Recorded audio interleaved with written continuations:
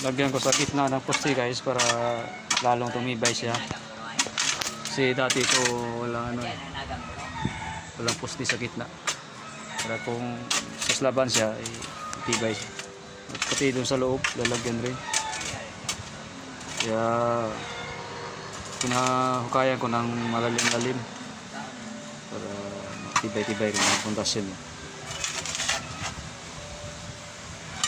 Anuhin ko pa ng ano yung kabilya, simbulan, at lagyan ng parilya sa ilalim, buhusan.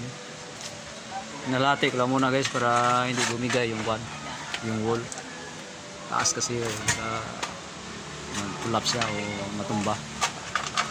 Inati ko lang muna para hindi na ano siya tumba.